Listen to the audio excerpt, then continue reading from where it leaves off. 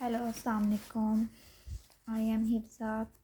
Welcome to my YouTube channel. Today I will teach about physics numerical.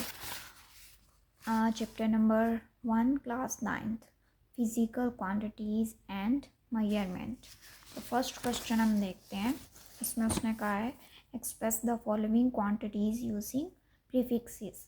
तो first उसने ए दिया है 5000 ग्राम. अब हमने इसको लिखना है प्रीफिक्सेस में.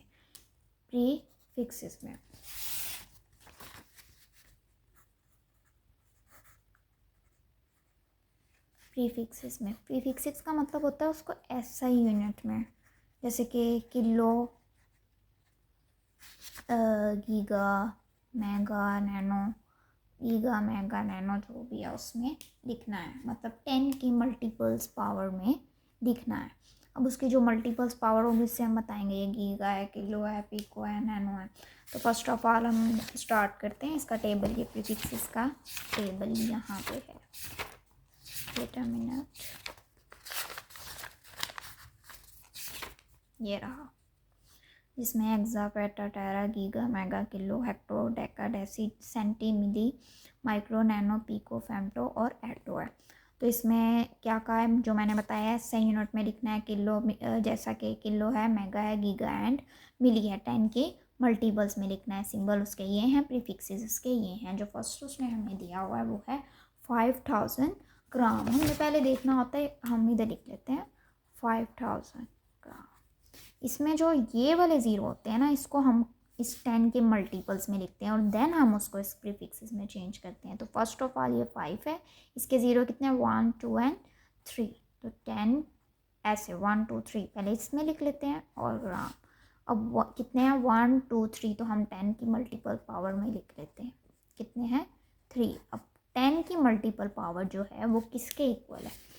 10 की मल्टीपल पावर होती है किलो के इक्वल. जैसे कि मैं आपको बताती हूँ, जब आप सॉल्व करेंगे खुद तो आप इधर से देखिएगा. ये देखें, जो कि आपको याद होनी चाहिए वो कितनी है 10 की पावर 3 किसके इक्वल है? किलो के. तो मैं ऐसे लिख सकती हूँ किलोग्राम. इस तरह आ जाएगा. ठीक हो गया. इसको मैंने इस तरह इधर भी सॉल्व किया हुआ है. मैंने आपको ये जैसे कि मैंने करवाया, पहले 5000 ग्राम उसने हमें दिया हुआ है, 5 इंटू 1000 में लिख लिया है. कितने ज़ीरो हैं 1 2 एंड 3. तो 10 की पावर 3 ग्राम में लिख लिया. तो 10 की पावर 3 किसके इक्वल होती है? किलो के. और किलो किसके इक्वल? 5 किलोग्राम आ गया. इसी तरह ये दिया हुआ उसने. इसमें हम क्वेश्चन बी दिया हुआ है, पार्ट बी उसका क्वेश्चन का. तो 1 2 3 4 5 6 ज़ीरो. तो हमने इस तरह 6 ज़ीरो लिख लिया, 10 की पावर 6 में लिख लिया. वो किसके इक्वल होती है? मेगा के इक्वल होती है. तो 2 मैं 10 की पावर 6 की जगह मेगा लिख सकती हूँ. तो 10 की पावर 6 की जगह मेगा लिख दिया और उसके साथ 1. अब पार्ट 3 में उसने क्या कहा है 52 इंटू 10 की पावर -10 किलोग्राम. अब जो ये ज़रा इन दोनों से डिफ़िकल्ट है, इस वाले से और इस वाले से. तो हम इसको इधर सॉल्व कर लेते हैं. और उसने क्या दिया है, से देखते हैं. 52 इंटू 52 इंटू 10 की पावर -10 किलोग्राम. ठीक हो गया. अब इसमें तो उसने खुद ही 10 की पावर मल्टीपल्स में दिया हुआ है, लेकिन उसके बाद हम क्या करेंगे, इसकी ये जो है ना, ये जो लास्ट वन होता है इसके आगे या फर्स्ट वाले के बाद इसके बाद हम लगा देते हैं पॉइंट. तो जब हम पॉइंट लगाएंगे तो वो 10 की पावर क्या आ जाएगी इसके साथ 1. ठीक हो गया. इस तरफ मूव कर रहे हैं तो क्या आएगी? पॉजिटिव 1 आएगी. तो हम इस तरह ये 10 की पावर -10 वैसे 7 और किलोग्राम. ठीक हो गया. अब यही चीज़ जो मैंने इधर की हुई थी वही मैंने इधर किया. अब 10 -10 इंटू 1 ये हम लिख सकते हैं इस तरह. जैसे इसको पहले ये देखें, -10 -1 ये लिख सकते हैं, +1. तो क्या आ जाएगा -9. इसी तरह इसके साथ उसने दिया हुआ है किलो. किलो को जैसे मैंने बताया वो किसकी पावर है? 10 की पावर 3. तो हम इसके साथ इसी स्टेप से मैं आगे बताती हूँ. 5.2 मल्टीप्लाई 10 की पावर 1 जो कि हमने इधर से ली थी मूव करके पॉइंट लगा के. इसके बाद 10 की पावर -10 जो उसने हमें गिवन दी हुई थी, और किलो की जगह मैं लगा देती हूँ 10 की पावर 3 और साथ लगा देती हूँ ग्राम. ठीक हो गया. अब ये 1 माइनस 10 और 3 इन सब को हम एडअप कर लेते हैं। -5.2 10 1 माइनस 10 और +3, तो वो क्या बन गया है हमारे पास -6। इसी तरह मैंने इधर किया हुआ है 1 माइनस 10 प्लस -10 + 1 + 3, तो 1 वो क्या आ गया 10 की पावर -6। तो ये आगे सॉल्व हो जाएगा ना, 5.2 मल्टीप्लाई 10 की पावर -6 ग्राम। तो 10 की पावर -6 ग्राम होता है माइक्रो के इक्वल। किसके इक्वल होता है? माइक्रो के। इसी तरह मैंने ये सॉल्व किया, इसको मैंने नीट में किया हुआ है। इसके जो नोट्स होंगे वो मैं अपने इंस्टाग्राम अकाउंट में अपलोड कर दूँगी या टिकटॉक अकाउंट पे आप देख सकते हैं। तो जैसा कि मैं बता रही थी कि ये किसके इक्वल होता है? माइक्रो के। हमने इसको माइक्रो में लिख लिया। अब उसके बाद पार्ट डी है 2 5 × 10 की पावर -8 सेकेंड। जैसे कि ये वाला पार्ट किया ना पार्ट नंबर सी, वैसे ही पार्ट नंबर डी करना। पार्ट नंबर डी में उसने जैसे मैंने कहा था फर्स्ट के बाद हम पॉइंट लगा लेंगे। जैसे हमने 5 के बाद पॉइंट लगा, 52 के दरमियान पॉइंट लगा, 5 के बाद पॉइंट लगा दिए थे। इसी तरह 2 to 5 के बाद 2 के बाद पॉइंट लगा देंगे। तो जैसे कि हमने काउंट किया था ये 1 है, ये वाला पॉइंट लगा के हमने 1 किया था। इसी तरह अगर हम इधर पॉइंट लगाएंगे तो ये कितनी बन रही है? 1 और 2 वैल्यूज़, 2 वैल्यूज़ जो मूव किए हैं, तो इधर क्या आ जाएगा 10 की पावर 2। और ये -8 वैसे का वैसे, जो कि उसने हमने खुद गिवन किया हुआ है। उसके बाद ये -8 + 2 जो हमने पीछे किया था, पीछे वाले पार्ट में सेम है, एज इट इज़ वैसे ही है। अब इसको माइनस किया तो ये आ गया। और जो ये 10 की पावर -6 होती है वो होती है माइक्रो। इसमें हमने प्रीफिक्सेस, ये पार्ट हमारा कंप्लीट हो गया। इसके ये नोट्स भी हैं। तो ये पार्ट कंप्लीट हो गया। प्रॉब्लम नंबर 1 हमारी कंप्लीट होगी 1.1। तो मैंने जैसे कि बताया था इसमें ना हमने सारा प्रीफिक्सेस का किया। जब आपको टेबल याद हो जाएगा ना तो हमें ये सारे क्वेश्चन इजीली, बहुत इजीली हो जाएंगे, क्योंकि हमें वैल्यूज़ पता होंगी। 10 की पावर की 3 की वैल्यू क्या है, 10 की पावर 6 की वैल्यू क्या है, किसके इक्वल है। 10 की power -6 mega, giga, kilo, micro, ये सब हमें पता होगा। तो हमारा ये क्वेश्चन, ये प्रॉब्लम इजीली सॉल्व हो जाएगी। आगे हम देखते हैं problem number 2। How do the prefixes micro, nano and pico relate to each other. First of all हमें पता होना चाहिए माइक्रो किसके इक्वल है, नैनो किसके इक्वल है और पीको किसके इक्वल है। माइक्रो, नैनो और पीको।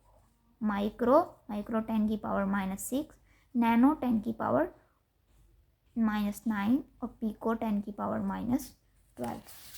इसी तरह ये तीनों उसने पूछा है कि आपस में रिलेट कैसे करते हैं।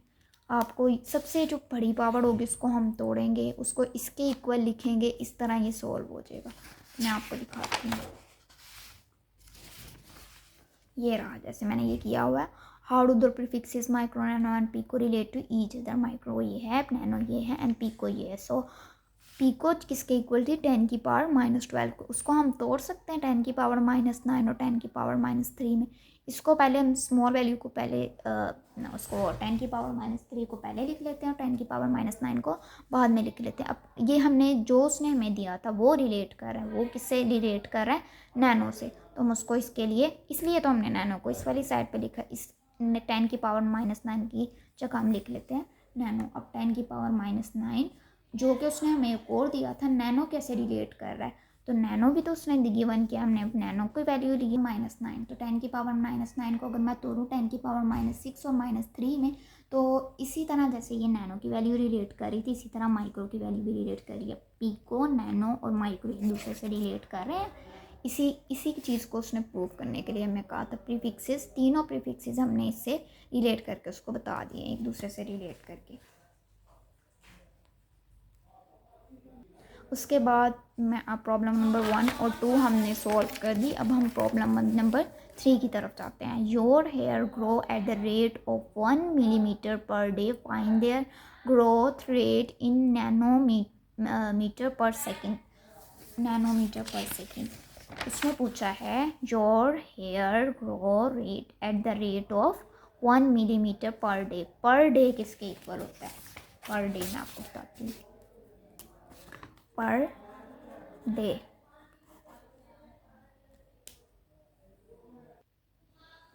पर डे की बात करती हूँ। पर डे की बात करें तो जो कि है पर डे इक्वल होता है 20 पर डे में। एक दिन में कितने घंटे होते हैं? 24 घंटे। और 24 घंटों में जो एक घंटा है वो किसके इक्वल होता है? 60 मिनट के। और उस एक मिनट के अंदर कितने सेकंड होते हैं?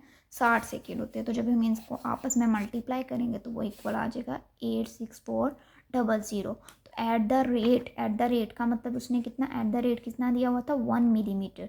तो एट द रेट 1 मिलीमीटर हमने ये लिख दिया per day, eight the rate 1 millimetre per day. ठीक हो गया।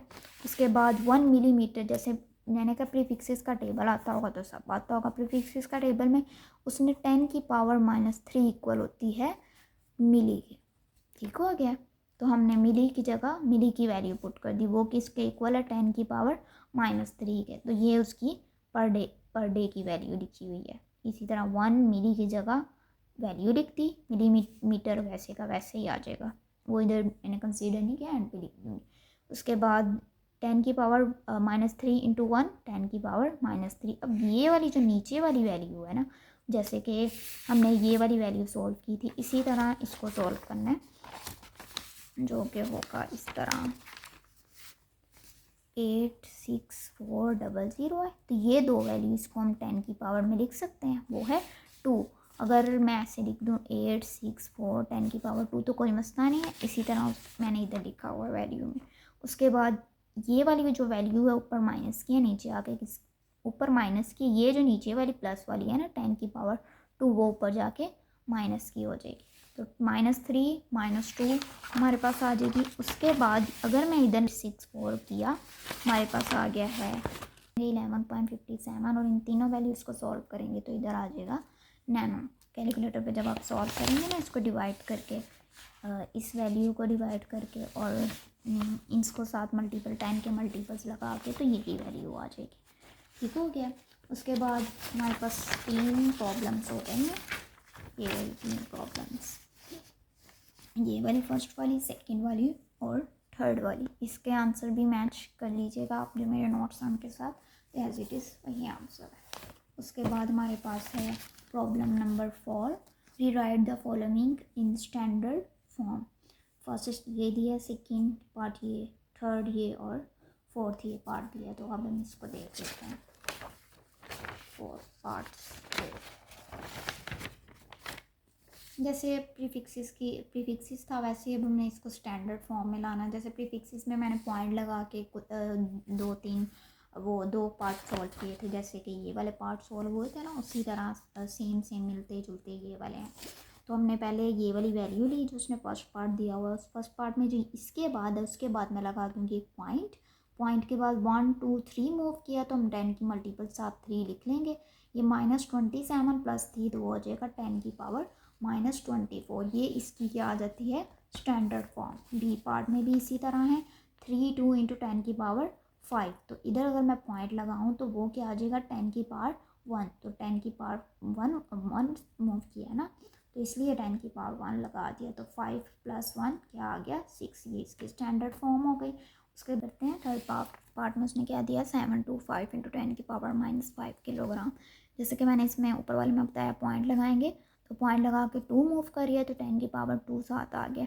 ये -5 + 2 किसके इक्वल हो गया? -3 के। अब ये जो किलो वाला है, किलो किसके इक्वल थी? 10⁻3 के, जो मैंने पीछे भी बताया, किलो की जगह हम 10⁻3 पुट कर दी, तो ये प्लस का और माइनस का कैंसिल आउट हो गया, और 7.25 ये इसकी स्टैंडर्ड फॉर्म आ गई।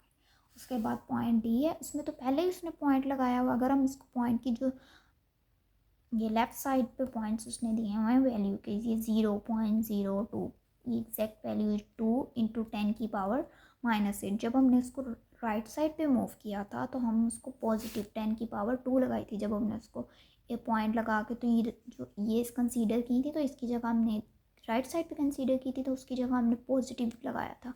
अब हम उसकी लेफ़्ट साइड वाली कंसीडर कर रहे हैं, वो 1 2 है, तो 10⁻2 आ गया। नेगेटिव इधर वाली लेफ्ट वाली लेंगे तो नेगेटिव, राइट वाली लेंगे तो पॉजिटिव। तो ये कंसीडर किया 10⁻2।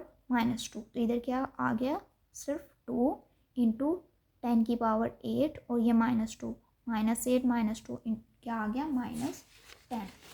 इसी तरह इसकी ये स्टैंडर्ड फॉर्म्स आ गई। उसके बाद हम प्रॉब्लम नंबर 1.5 करते हैं। वो क्या है? Right the following quantities in standard form, ये भी स्टैंडर्ड फॉर्म थी, ये भी स्टैंडर्ड फॉर्म है, उसने इसमें हमने रीराइट करना था, जबकि इसमें हमें जो क्वांटिटीज़ हैं उनको स्टैंडर्ड फॉर्म में लिखना है। ओके, तब हम इसको सॉल्व करते हैं। वो पार्ट नंबर ए क्या है, 6400 किलोमीटर, मैं इधर लिख सकती हूँ 6400 किलोमीटर।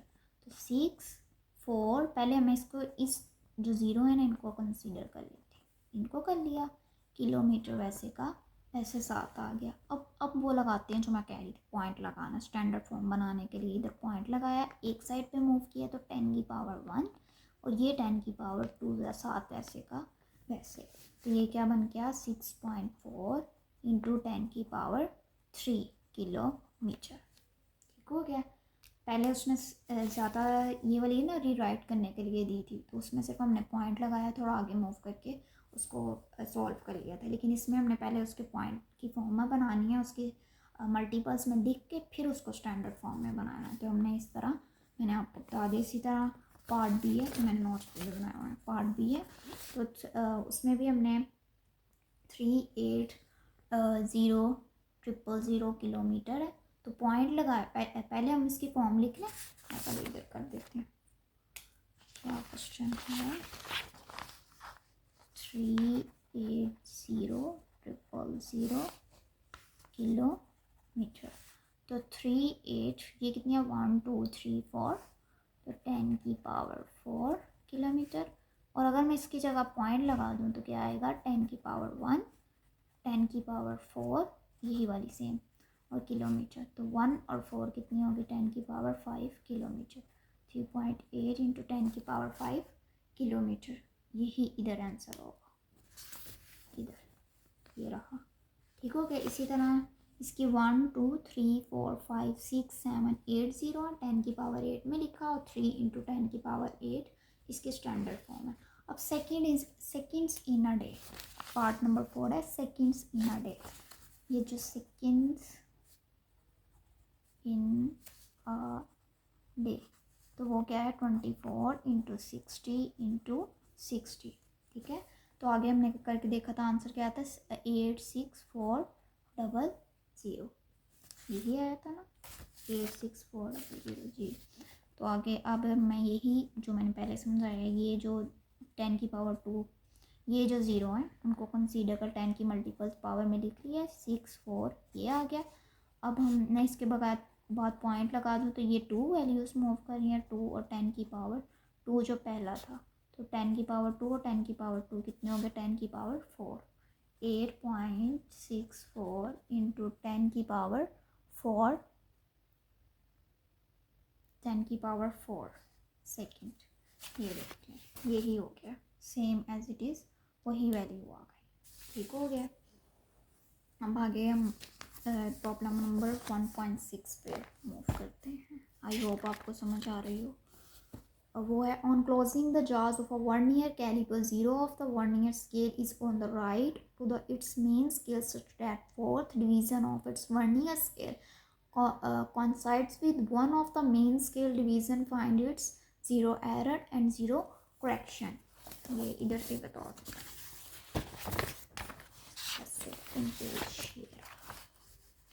तो ज़ीरो एरर हमने फाइंड करना है, ज़ीरो करेक्शन भी इसमें हमने फाइंड करना है। उसने हमें एरिया उसका पॉजिटिव दिया हुआ, उसने यहाँ कहा है ना, उसने राइट साइड पे मूव किया। अभी मैंने बताया जब राइट साइड पे मूव करेंगे तो वो पॉजिटिव का होगा। उसने हमें राइट साइड पे मूव करने के लिए 4 डिवीज़न मूव करने का कहा है, तो एरिया उसने कितना मूव करने को कहा है, 4 डिवीज़न मूव करने को कहा है, राइट साइड पे मूव करने को कहा है, तो पॉजिटिव आ जाएगा। तो पॉजिटिव वर्नियर एरर जो होगा वो हमारा कितना दिया होता है वर्नियर कैलिपर में, 0.01। तो 4 डिवीज़न को हम इस वैल्यू के साथ मल्टीप्लाई करेंगे, जो कि वर्नियर कैलिपर का ज़ीरो एरर होता है, वो 4 इंटू 0.01, तो क्या आ जाएगा, 0.04। अगर ज़ीरो एरर को पॉजिटिव कंसीडर करेंगे तो ये आएगा, अगर नेगेटिव कंसीडर करेंगे तो उसके साथ माइनस आके नेगेटिव वैल्यू आ जाएगी।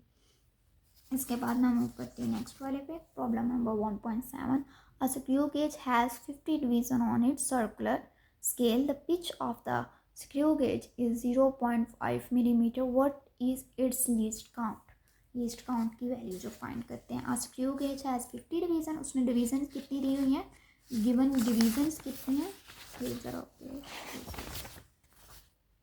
उसने डिवीज़न कितनी दी है 50, देखो क्या 50 उसने डिवीज़न दी हुई हैं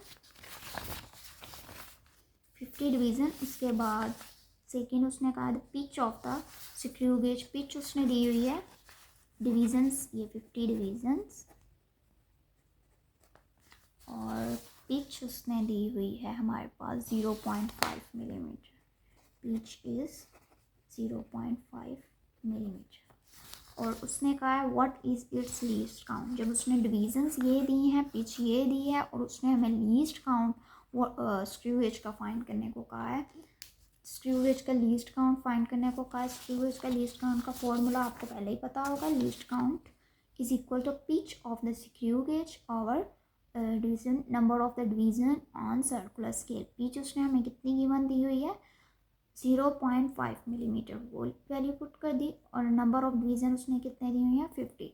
जब हम 0.5 को डिवाइड करेंगे 50 पे तो हमारे पास आंसर ये आ जाएगा, तो इसका लीस्ट काउंट यही है। तो स्क्रू गेज का लीस्ट काउंट इसके साथ फाइंड आउट कर लिया। आगे मेरे पास है नेक्स्ट प्रॉब्लम की तरफ मूव करते हैं। Which of the following quantities have 3 significant figures, A part ये है, बी ए है, 3 सी ए और डी ए। इसमें सिर्फ हमने काउंट करके उसको बता देंगे कि ये 3 सिग्निफिकेंट फिगर्स क्वांटिटी है कि नहीं है। तो ये देखें, फर्स्ट है 3.0066 मीटर। अब अगर हम इसको काउंट करें, सिग्निफिकेंट फिगर्स के जो 4 रूल्स हैं अगर आप वो देखेंगे तो आपको पता लग जाएगा कि ये जो 3 सिग्निफिकेंट फिगर है, 5 है, कितनी है वो हम, अगर आपको ये 4 रूल्स पता होंगे, ये रहे नॉन ज़ीरो डिजिट्स, इसमें जो ये है इसके रूल्स देखते हैं सिग्निफिकेंट फिगर्स के। अगर हम रूल्स देख लेंगे तो हमें पता लग जाएगा कि ये जो सिग्निफिकेंट फिगर्स की क्वांटिटीज़ है उसको हम काउंट करके बताएं कि ये 3 सिग्निफिकेंट फिगर्स है, कौन सा सिग्निफिकेंट फिगर है।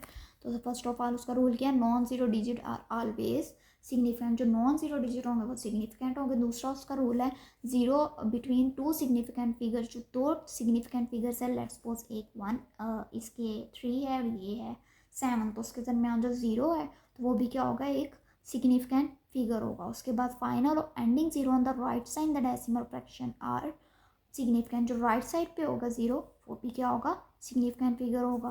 तो हम इसके, अब मैं आपको बताती हूँ इधर से। तो अब उसने हमें क्या कहा था, जो दरमियान में 2 होंगे ना ज़ीरो, सेंटर में जो ज़ीरो होंगे वो कंसीडर किया जाएंगे।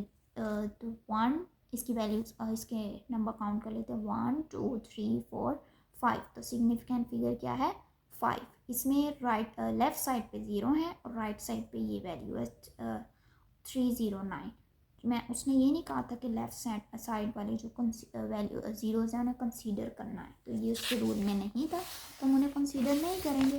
तो हम इसको जो ये दो जो ज़ीरो था सेंटर में वो हमने कंसीडर करना था, ज़ीरो जो सेंटर में उसको कंसीडर करना है। तो 309, तो कितने नंबर्स हैं 1 2 3, तो इसके सिग्निफिकेंट फिगर क्या है 3 है।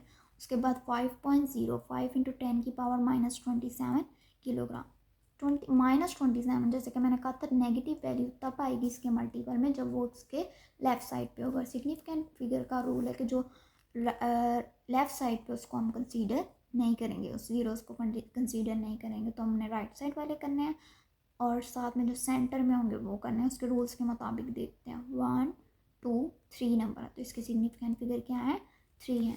उसके बाद पार्ट डी है 301.0 सेकेंड, इसमें सेंटर में 0 है और राइट साइड पे है, तो हमने इसको कंसीडर करना है। इसके नंबर्स काउंट कर लेते हैं 1 2 3 4, इसके सिग्निफिकेंट फिगर क्या है 4। इसी मुताबिक उसने हमसे पूछा था 3 सिग्निफिकेंट फिगर कौन कौन से हैं। 3 सिग्निफिकेंट फिगर्स, एक तो आया ये वाला, इसमें आया 3 सिग्निफिकेंट फिगर्स, और एक हमारे पास 3 सिग्निफिकेंट फिगर आया ये। तो हम कह सकते हैं part B and C have significant figures. उसके बाद problem number 1.9, what are the significant figures in the following measurement. जैसे कि हमने ऊपर वाला किया था सेम एज इट इज़, वो पहले उसने हमें 3 वाला पूछा था, 3 सिग्निफिकेंट फिगर्स वाला। अब उसने हमें पूछा कि ये होल मेजरमेंट्स में कितने सिग्निफिकेंट फिगर्स हैं। तो वो हम देख लेते हैं 1.9 1.009 तो सेंटर वाले हम कंसीडर कर रहे थे उसके रूल में। तो 1 इसके नंबर काउंट कर लेते हैं 1 2 3 4 तो क्या आ जाएगा सिग्निफिकेंट फिगर 4। इसके बाद उसका बी पार्ट है 0.00450 तो जो हमने क्या कहा था लेफ़्ट साइड पे जो ज़ीरो होंगे उन्हें कंसीडर नहीं करना है। तो ये लेफ़्ट साइड पे कंसीडर जो ज़ीरो है उन्हें हम कंसीडर नहीं करेंगे। तो बाद में वाले दूसरे वाले काउंट कर लेते हैं 1 2 एंड 3 तो इसके सिग्निफिकेंट कितने फिगर्स हुए 3। इसी तरह ये वाले 1.6 इंटू 10 की पावर -27 किलोग्राम। -27 का मतलब क्या है कि उसके लेफ़्ट साइड पे ज़ीरो है, राइट साइड पे नहीं है। तो लेफ़्ट साइड वाले ज़ीरो तो सिग्निफिकेंट फिगर में हम कंसीडर ही नहीं करते हैं तो हम इसको कंसीडर नहीं करेंगे। तो बाकी हम वो हम काउंट कर लेते हैं। ये तो ख़त्म हो गया। तो 1.66 तो कितने नंबर है 1 2 3 तो इसके सिग्निफिकेंट फिगर्स क्या है 3 आ गए। उसके बाद 2001 सेंटर वाले ज़ीरो हम कंसीडर करते हैं, लेफ़्ट या राइट साइड पे उसने दिया ही नहीं हुआ। तो अब काउंट कर लें नंबर्स 1 2 3 4 तो सिग्निफिकेंट फिगर कितने आ गए 4। अब हमने इसके भी सिग्निफिकेंट फिगर मेजरमेंट्स के निकाल लिए। आगे हमारे पास है problem number 10 last problem 1.10 a chocolate wrapper is 6.7 centimetre long मतलब उसकी लेंथ कितनी है 7 लेंथ उसने दी हुई है लॉन्ग लेंथ है उसकी 6.7 सेंटीमीटर और विड्थ कितनी है वाइड कितनी है 5.4 centimetre. Calculate its area area हमने इसका फाइंड करना है, ये उसका गिवन डाटा है। ओके उसके बाद फिर से मैं रिपीट कर लेती हूँ problem. A chocolate wrapper is 6.7 centimetre long and 5.4 centimetre wide and calculate its area up to reasonable numbers of significant figures। Area हमने इसका फाइंड करना है। एरिया का फॉर्मूला आप जानते होंगे वो क्या होता है length into width. Very good length into width. ये लास्ट प्रॉब्लम है जिससे ऐसे देख लेते हैं। बस एरिया फाइंड करना है फॉर्मूला हमें पता है length area is equal to length into width. तो लेंथ की वैल्यू पुट की विड्थ की वैल्यू पुट की और हमारे पास क्या आ गया आंसर आ गया। आई होप आपको ये न्यूमेरिकल समझ में आए हों। अगर कोई प्रॉब्लम हो आपको कुछ कोई बात समझ में ना आई हो तो आप मुझसे कमेंट करके भी पूछ सकते हैं इसी वीडियो में के। और अगर आप कुछ नोट्स की पिक्चर चाहिए वो तो वो मेरे इंस्टाग्राम अकाउंट पे भी अपलोड कर दूँगी और टिकटॉक अकाउंट पे भी अपलोड कर दूँगी। कोई भी क्वेश्चन हो तो आप मुझसे फ्रीली पूछ सकते हैं, कमेंट में पूछ सकते हैं। इंस्टाग्राम और टिकटॉक पे नोट्स मिल जाएंगे। आई होप सो समझ आई हो। ओके ठीक है, अल्लाह हाफिज़।